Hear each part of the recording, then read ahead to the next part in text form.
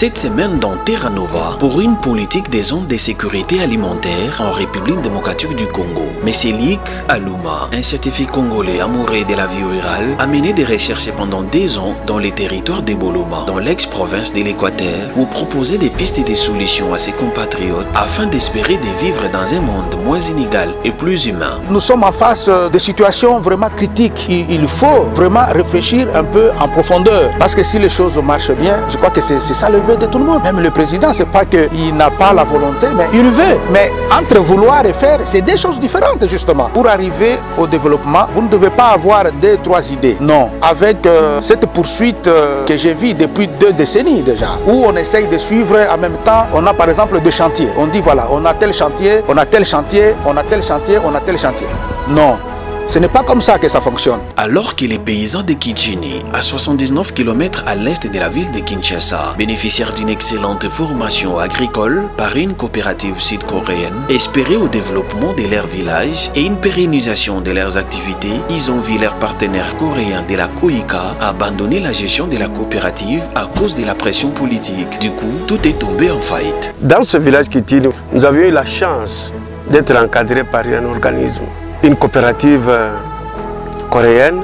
Le changement de poste a fait qu'à un moment donné, nous ne pouvions plus avancer. Il faut qu'il y ait un organisme, un système qui accompagne le paysan dans ce qu'il fait, qu'il soit permanent. Cela peut peut-être permettre de partir de cette misère qui est cruante dans ce petit village. Enfin, un clin d'œil spécifique dans les pavillons dédiés à l'agriculture du monde et leurs produits lors du dernier salon international de l'agriculture SIA 2020 à Paris, porte de Versailles, juste avant les confinements dus au coronavirus, inauguré par le président français Emmanuel Macron, très souriant, qui a déclaré soutenir les paysans et agriculteurs français car ce sont eux qui nourrissent la France tous les jours. Nous sommes derrière notre agriculture et nos paysans. Kichini, un village situé dans la commune rurale de Maluku, à 79 km à l'est de la ville de Kinshasa, où M. Lik Aluma, amoureux de la vie rurale, a choisi de partager avec les habitants de cette contrée et à tous les compatriotes le résultat de près de 2 ans de recherche sur une politique des zones de sécurité alimentaire en République démocratique du Congo. Interpellé par le fait que les Congolais n'écrivent pas beaucoup, il a décidé de mettre les résultats des dites recherches dans un support approuvé par un collège des scientifiques et la presse de l'université de Lubumbashi. Lik Aluma, diplômé de l'université de Kinshasa de l'option économie du développement, apporte une nouvelle approche sur la sécurité alimentaire qui n'a pas été abordée par d'autres scientifiques. Ce qui est vrai dans la culture qui est la nôtre, vous savez bien que nous n'écrivons pas beaucoup. Hein, ça c'est parmi d'ailleurs des reproches qui nous est fait.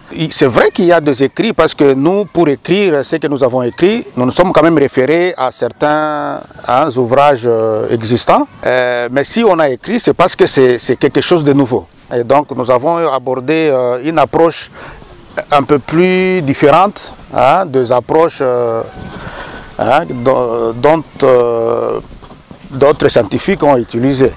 Eh bien, ça c'est lié d'abord au système éducatif lui-même. Hein. Donc l'intellectuel congolais est, après l'université, il est aussitôt déconnecté. Hein. Donc vous n'avez pas un système où l'universitaire reste en contact avec son université, parce qu'après avoir appris la théorie, on suppose que vous êtes sur terrain. Et vous ne devez pas couper les ponts avec l'université. Mais chez nous, c'est malheureusement le cas parce que... Et le risque, c'est que il y a ce qu'on appelle l'analphabétisation de retour. Parce que si on ne lit pas, si on n'a plus contact au monde scientifique, vous comprenez que on peut rester avec diplôme ou quoi, mais en réalité, ça ne vaudra plus rien du tout. Et en tout cas, 90% de nos intellectuels, c'est vraiment, on est dans ces problèmes-là. Hein? Bon, pour écrire, pour revenir à ce que vous m'avez demandé, c'est vrai que ça m'a pris, je pense, 1 à 2 ans, hein, au maximum, par le fait que j'ai eu à vivre dans plusieurs milieux ruraux. C'était une question qui me revenait très souvent. Hein, comment on n'arrive pas à nous en sortir. Et donc, j'avais comme une sorte de focalisation, une sorte de pensée sur la manière de nous épanouir. Hein, parce que d'ailleurs, pour votre information, j'ai fait l'économie de développement au niveau de l'INIKIN. C'est un peu ce qui m'a poussé effectivement à pouvoir écrire le livre. Les chômages et les sous-emplois des mères répandus dans de nombreux pays, surtout dans les zones rurales qui représentent 60% de la main-d'œuvre africaine. Pour atteindre l'objectif de la réduction de la pauvreté et mettre en place une filière porteuse, il y a lieu de prendre en considération l'analyse de M. Louis Kaluma qui nous retrace le péripéties et la problématique de la sécurité alimentaire en République démocratique du Congo, et plus précisément dans les territoires d'Eboloman, dans l'ex-province de l'Équateur, car cette étude prospective est valable pour l'ensemble de la République démocratique du Congo. Étant donné que la grande partie des territoires congolais est composée des milieux ruraux, et même ceux qui sont dans les milieux urbains sont des ruraux. C'est pourquoi il est important de prendre en compte des recettes d'économie et de la vie rurale. Nous avons dans notre pays ce que nous appelons les milieux qui est rural et les milieux urbains. Il y a cette dichotomie qui a été pensée et mise en place. Mais il se fait que la grande partie du territoire national est plutôt composée du territoire de milieu rural en fait.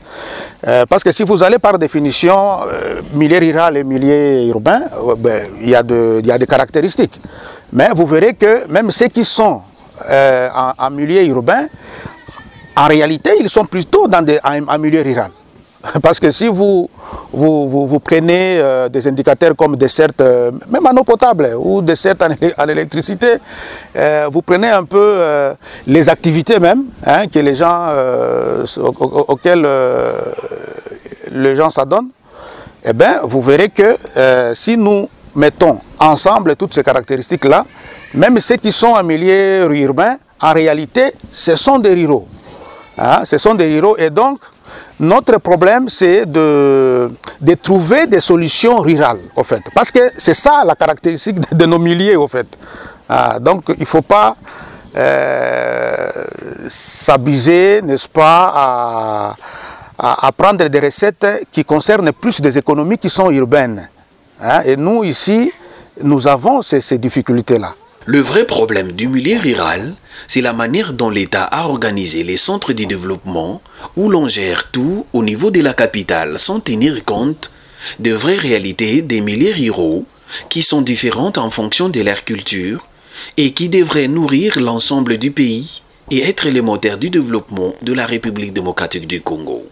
Donc le centre du problème, au fait, ce n'est pas que des programmes ont manqué, ce n'est pas que les gens ont manqué à planifier.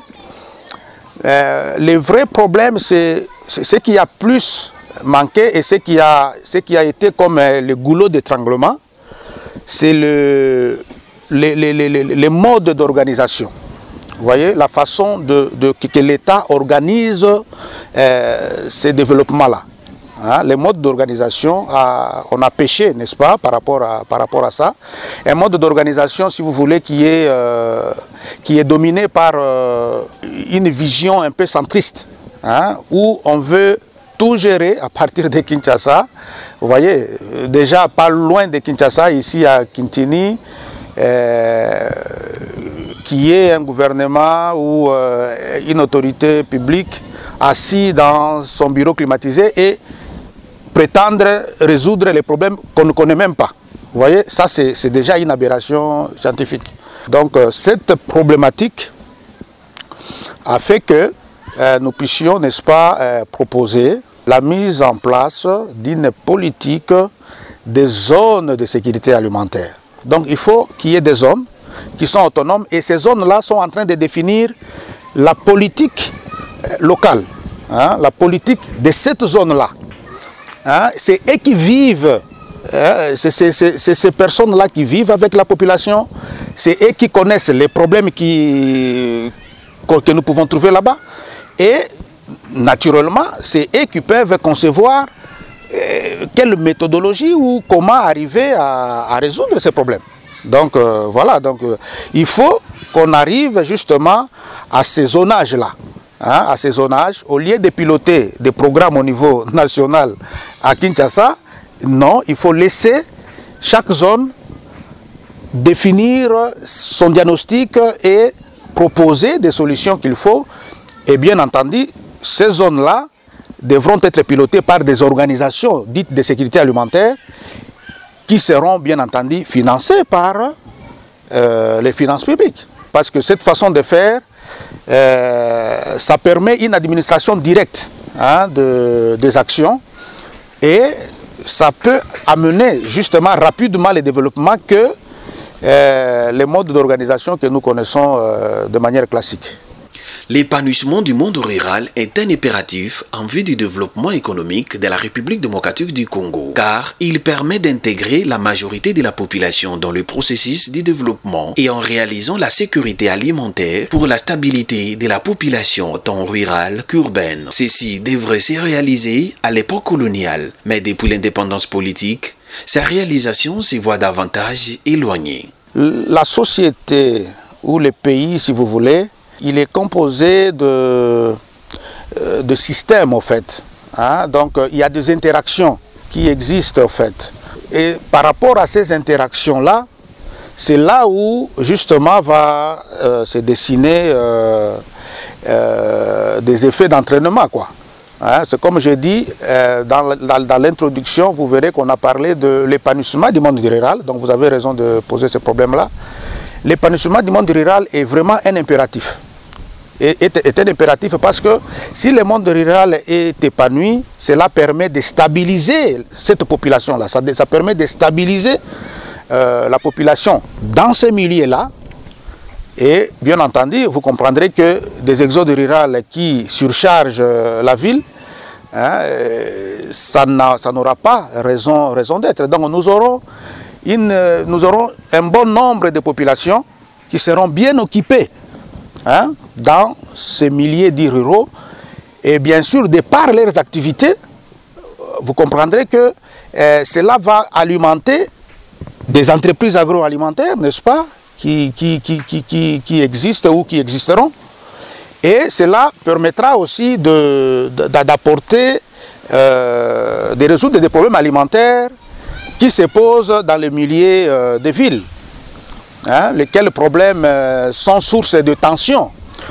Même aujourd'hui, ce qu'on doit comprendre, c'est que si l'Afrique ne va pas, même dans notre pays, tout ce qu'il y a, tous ces problèmes-là sont liés aux difficultés alimentaires dans les grandes agglomérations. Parce que quand les gens ne savent plus se nourrir comme il se doit, eh bien, vont s'intéresser à la politique, vont s'intéresser à ceci ou à cela, et vous comprendrez que ce sont des marches, ce sont des soulèvements, ce sont des choses que nous voyons, je crois, du jour au jour. Et la solution pour ça, ce n'est pas de regarder à l'extérieur, la solution pour ça, c'est en milieu rural, où il y a la solution. Quittons Kinshasa pour la France, spécifiquement au dernier salon international d'agriculture, SIA 2020, à Paris, porte de Versailles, du 27 février au 1er mars 2020. Inauguré par le président français Emmanuel Macron, très souriant, qui a déclaré soutenir les paysans et agriculteurs français, car ce sont eux qui nourrissent la France tous les jours. Nous sommes derrière notre agriculture et nos paysans. Ce sont nos paysans qui nous nourrissent chaque jour. On peut être et on doit être fiers d'eux. Plusieurs pays africains ont participé dans ces salons internationaux d'agriculture, dont les pavillons dédiés à l'agriculture du monde et leurs produits, notamment l'Algérie, le Maroc, la Tunisie, le Soudan, le Mali, le Sénégal, le Nigeria, la Tanzanie et la Côte d'Ivoire qui a exposé plusieurs produits de son territoire, dont les géants escargots d'Afrique. Donc voilà, ça c'est l'escargot géant d'Afrique, c'est l'espèce Achatina achatina. Vous voyez, cet escargot peut atteindre environ 500 grammes à l'âge adulte.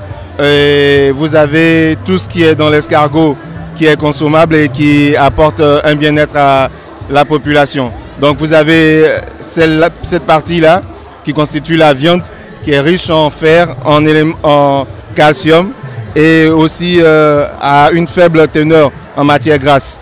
Vous avez la bave d'escargot qui est utilisée en pharmaceutique pour la cicatrisation des plaies et des blessures.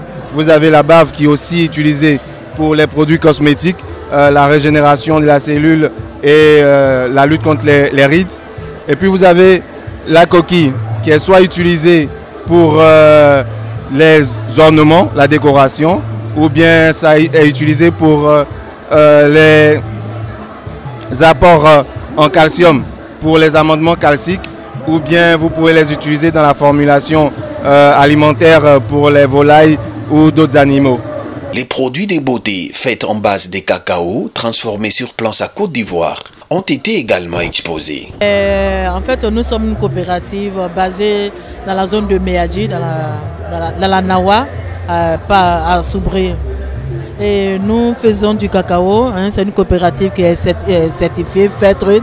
Et nous produisons du cacao, on vend les fèves de cacao et la coopérative s'est mise dans la transformation en faisant du beurre de cacao, du savon de cacao et puis on fait de l'huile aussi, de l'huile de coco pressée. Donc ma jeune soeur qui est là, de temps en temps on amène à Paris ici pour qu'elle assiste à des salons et ainsi de suite. Donc ce sont les produits faits par la coopérative ECAM de Méadji. D'accord, donc ce sont exclusivement des produits de beauté, c'est ça? Oui, c'est des produits de beauté, les savons aussi, c'est exclusivement les produits de beauté. Et quelles sont les vertus de ces produits-là? Ben, je vous laisse ma soeur qui va vous donner les vertus. Il y en a tellement.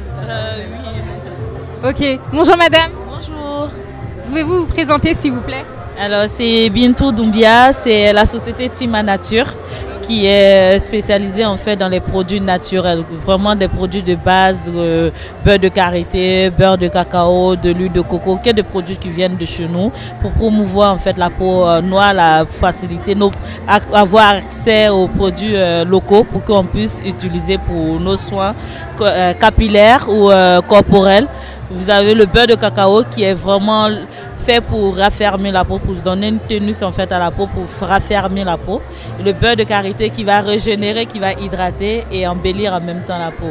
Vous avez de l'huile de coco qui est très hydratant, qui avait franchement une odeur époustouflante. Franchement, le beurre de l'huile de coco qui dégage vraiment une odeur très savoureuse. L'éternel absent dans ces salons internationaux d'agriculture est la République démocratique du Congo, un vaste pays avec près de 80 millions d'hectares de terres arables et sa richesse en faune et en flore. Des retours au village Kichini, à 79 km à l'est de la ville de Kinshasa, où des dizaines de paysans étaient réunis sous un arbre et écoutaient avec beaucoup d'intérêt M. Luc, qui leur donnait de l'espoir de ressusciter leurs activités agricoles. M. Kabamba Germain, un des habitants de ces villages, a partagé avec nous l'expérience acquise au travers d'une coopérative sud-coréenne Koika qui s'était installée ici à Kichini. Et les difficultés rencontrées après le départ des Coréens, tout a été tombé en faillite. Le bureau administratif, les poulaillers, la porcherie et même les châteaux d'eau. Plus rien ne fonctionne. Dans ce village Kichini, ça fait maintenant plus de 8 ans que je suis là, que je vis à Kichini. Nous avions eu la chance d'être encadrés par un organisme. Nous avions été encadrés par une coopérative coréenne qui était venue ici. Ils nous ont pris, ils nous ont donné des petites formations. Nous avions suivi les formations sur l'élevage et sur l'agriculture. Ils nous ont même montré comment est-ce qu'il fallait que nous puissions nous organiser pour que nous puissions nous débrouiller de nous-mêmes, voler de nos ailes personnelles. Mais à un moment donné, quand nous nous sommes organisés, en présence de ces Coréens, les choses allaient mieux. Nous avions compris que ça avançait, ça avançait. Nous sommes restés 3 ans durant avec les Coréens. Avant que les Coréens ne partent, ils nous ont laissés sous la direction d'HPP. HPP, que je passe, c'est un organisme congolais. Les gens qui sont venus ici, ils nous ont aidés comment est-ce que nous pouvions nous organiser. Et on a suivi les formations. Après le départ de HPP, malheureusement pour le village, on a dû changer de chef. Le chef de village qui nous accompagnait au premier coup était mort. Après sa mort, on s'est un peu bousculé pour ce petit poste-là. Ce qui a déstabilisé tout ce que nous avions. Puisque la nouvelle chef qui était venue avait aussi son opinion, avait aussi sa manière de penser, ainsi que nous sommes arrivés à tout abandonné. C'est ainsi que le programme n'a pas pu continuer. Du moment que je vous parle, on a eu un nouveau chef. Il a essayé de reprendre le système. Il voudrait maintenant poser un peu de questions pour ce que nous avions fait et ce que nous pouvons faire. Donc l'organisation du village, le changement de poste, le changement de personnes, de personnel, a fait qu'à un moment donné, nous ne pouvions plus avancer. Je vous donne un petit exemple. On a eu quelqu'un qui a eu une formation quelconque à l'époque des Coréens. Après cette formation-là, on a dû changer cette personne par une autre personne qui n'a peut-être pas bénéficié de cette formation-là. Vous voyez, ce genre de changement-là, on fait que celui qui était venu avec une autre foi, avec une autre croyance, a permis que ces histoires-là ne puissent pas continuer convenablement. Mais cette fois-ci, je crois qu'on est tenté de tout faire pour s'organiser, pour qu'on puisse reprendre là où nous avions laissé, pour qu'on puisse un peu continuer. Quand on nous laisse seulement sans être accompagné, nous avions toujours remarqué que ces histoires tombent. Nous avions toujours essayé, quand je vais rejoindre mon frère ici, quand il a dit qu'il faut qu'il y ait un organisme, un système qui accompagne le paysan dans ce qu'il fait, qu'il soit permanent, cela peut peut-être permettre de partir de cette misère qui est cruante dans ce petit village. Madame Achille, une ancienne éducatrice, a décidé de quitter la ville pour vivre ici dans le village de Kitini, dans un environnement naturel et moins pollué, et pour bien faire ses activités agricoles malgré le poids de l'âge. Ici à Kitini, je suis venue au mois de février, vers la fin. Je totalise 3 mois. Moi, ce qui m'a poussé de venir ici au village, parce que presque tout est naturel. J'aime la nature. Et en ville, j'avais mes intentions. Comme j'aime le champ, j'aime l'élevage, mais comme j'ai eu l'occasion de venir ici et qu'on m'a cédé 1 hectare de champ et une parcelle, c'est ça qui m'a poussé à venir ici pour m'épanouir dans ce qui est dans mes pensées. Pour quitter la maison trop tôt et aller au village et voir tout un terrain là. 1 hectare, ce n'est pas une petite chose, mais vous vous retrouvez devant cette situation, vous ne pouvez pas vous en sortir vous seul. C'est pourquoi, dans mon hectare là, j'ai réparti ça en 2. Demi-hectare, je travaille moi-même. Et les demi, je demande à ceux qui peuvent me faire un coup de main pour diminuer au moins la dépense, comme je suis une ancienne travailleuse qui est déjà retraitée. Avec mon revenu, là, je ne peux rien faire. Mais avec les membres des familles qui sont presque étonnés de mon courage de quitter la ville pour venir faire les champs ici, ils me font un peu un coup de main et avec ça, on m'aide déjà à faire quelque chose. Hier là, depuis les 3 mois que je suis ici, hier là, j'ai vendu un sac de maïs. Hein. C'est ça le premier résultat de mon effort. J'ai planté un peu de tout là dans mon demi-hectare là. J'ai planté un peu de tout. Il y a des maniocs, il y a des maïs, il y a des concombres, il y a des patates, presque tout est là. Monsieur Félicien, lui également part d'une vie de bureaucratie en une vie rurale, au village de Kitini. Il est très content d'apprendre des nouvelles informations sur la sécurité alimentaire dans les zones rurales. Je suis à Kitini ici, ça fera bientôt 3, 4, 5 mois. D'abord, je me suis intéressé à la vie que mènent les gens ici. Heureusement, j'ai pris l'option de m'installer. Et aujourd'hui que nous avons l'invité qui nous donne le goût de ce qu'on entend par le développement pour une sécurité alimentaire, je me rends compte qu'en tout cas, c'est justement la matière autour de laquelle je me suis intéressé. je pars d'une vie en ville et je me dis non, d'abord c'était dans la bureaucratie, on réfléchissait vraiment à ce qu'il faut faire, comment construire, comment faire ceci, mais en fait je me rends compte que non, cette fois-ci pour qu'on consomme bio, parce que de temps en temps on nous dit consommer bio, mais comment nous allons consommer bio si nous ne savons pas produire bio? C'est comme ça que je me suis dit, alors moi-même je vais chercher comment produire bio pour que je puisse bien consommer. C'est comme ça que je me suis intéressé de ces villages. En fait, Kintini, c'est un milieu qui est bon, où on peut bien s'épanouir. Mais il s'est fait malheureusement que c'est vrai. C'est un problème peut-être mental. Et moi, j'ai voulu que je vienne aussi ici pour que j'ajoute un plus à la vie des habitants de Kinsini. C'est si j'ai dit non. Kinsini, c'est vrai, il faut consommer. Mais quand les gens partent au champ, ils peuvent se blesser. On a besoin ici d'une structure sanitaire qui peut peut-être supporter les gens ici. C'est avec cette option que nous sommes venus dans ce village.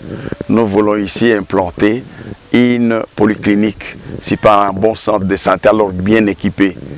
Et pour ce faire, comme vient de le dire maman, nous avons cherché d'abord à obtenir un lopin de terre.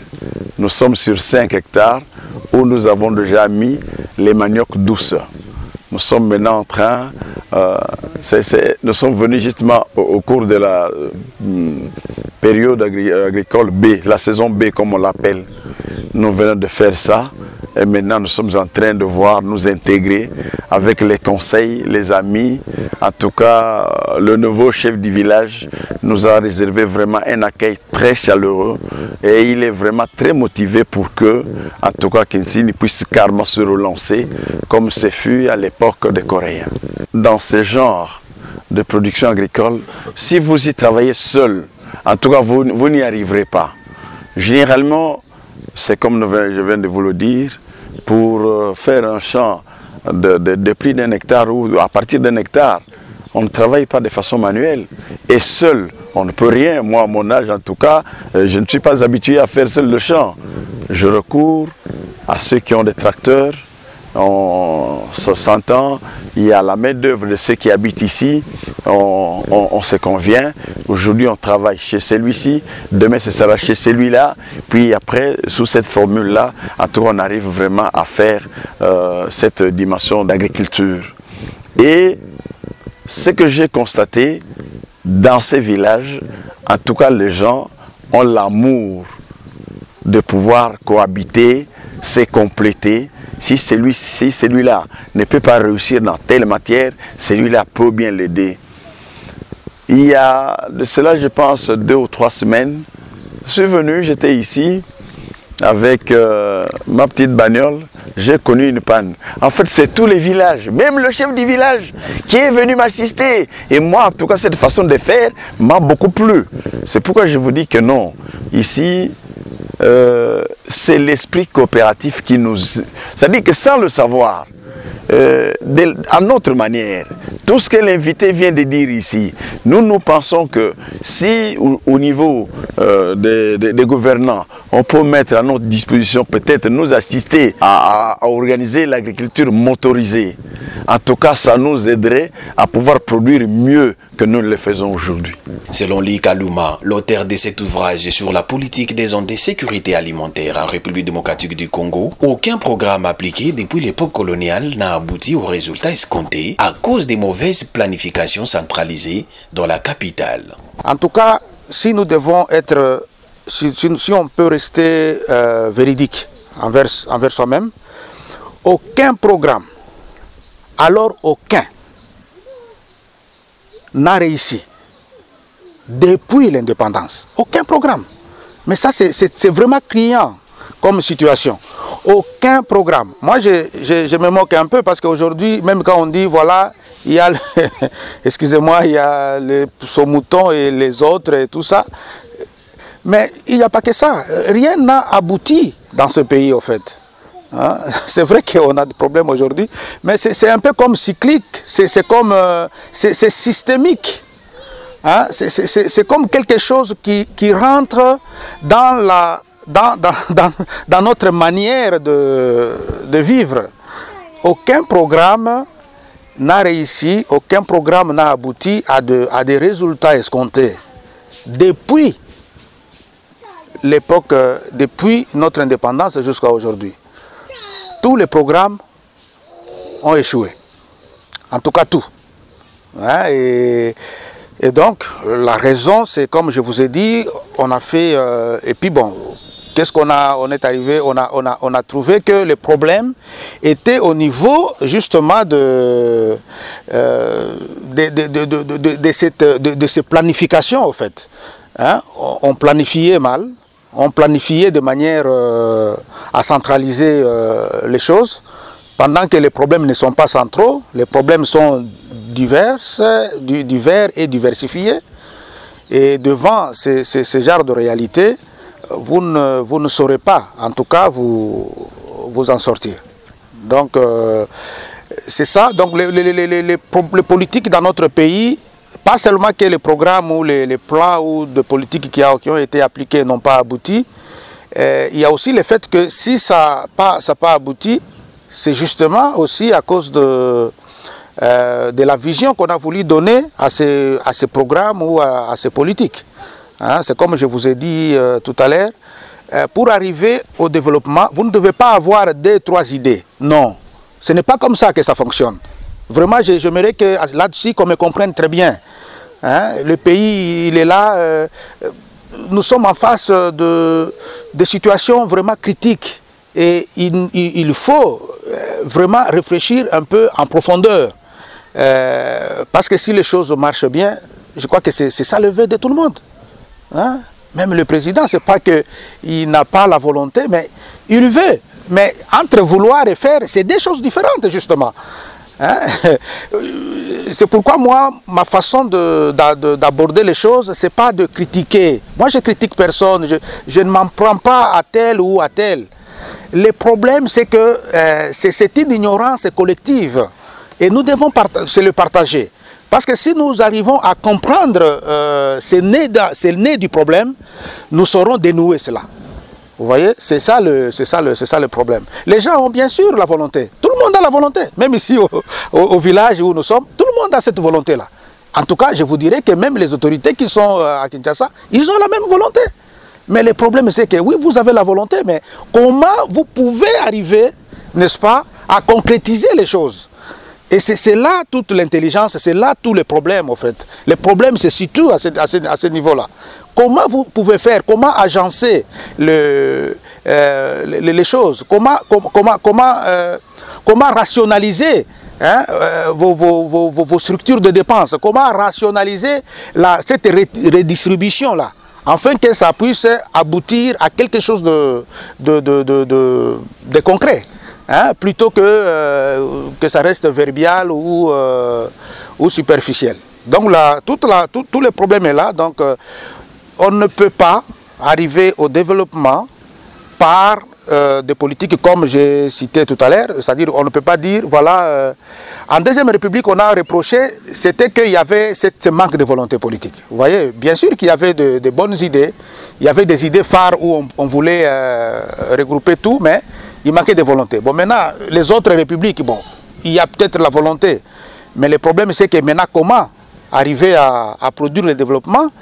On ne peut pas le faire avec...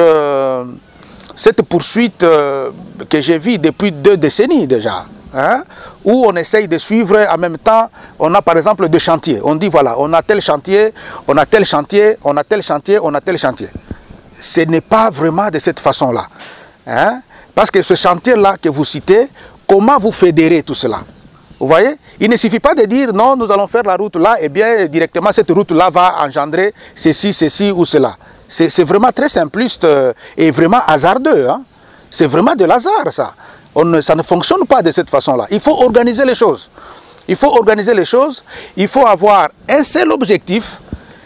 Et tout le monde, c'est-à-dire on essaye de placer le peuple dans son entièreté, les politiques dans son entièreté, sur cette vision-là. Il faut une vision.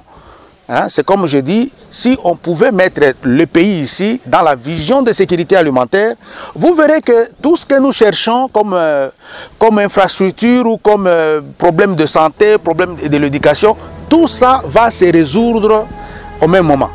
C'est la fin de cette émission Terra Nova. Merci à vous de nous avoir suivis dans le village de Kichini, à 79 km de la ville de Kinshasa. À très bientôt pour un nouveau numéro.